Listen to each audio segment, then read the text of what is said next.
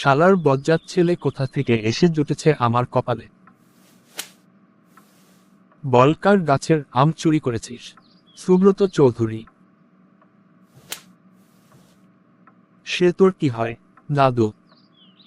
তার দাদু বলা যায়নি, তুমি বুঝতে দাদু বললে দাদু তো কতই আছে। ও তা যা, দাদুর কাছে গিয়ে ক্ষমা চেয়ে আয়। যাচ্ছি। বাবা আমাকে এইভাবে মারল। একটা বুদ্ধি পেয়েছি তাই গিয়ে দাদুকে বলল। তুই আবার এসেছিস আম চুরি করতে? আমি আসিনি তো। তা আমার সামনে কে দাঁড়িয়ে আছে? আমাকে তো বাবা পাঠিয়েছে আম চুরি করতে। ও তোর বাবাও আছে। আচ্ছা তুই যা।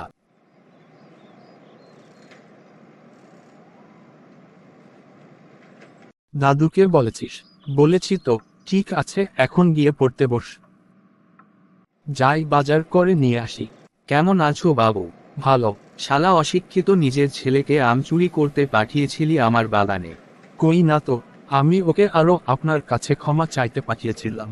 ক্ষমা ক্ষমা তো দূরের কথা, ও কি করেছে শুনবে? বলুন। ও বলেছে বাবা পাঠিয়েছে আম চুরি করতে। আচ্ছা আমি আসি। বোকাচোদা খানকির ছেলে, ওকে জন্ম দেওয়াই বৃথা। শালা বজন্মার বাচ্চা, তুই দাদু কি বলেছিলি? কোন দাদু? কেন, সুব্রত চৌধুরীকে কি ভুলে গেলি? কেন ক্ষমা চাইতে পাঠিয়েছিলে? ক্ষমাই তো চেয়েছি। তার দাদু কি বলল? এই রে বাবা, মনে হয় সব জানতে পেরে গেছে। হ্যাঁ হ্যাঁ হ্যাঁ, আমিই বলেছি।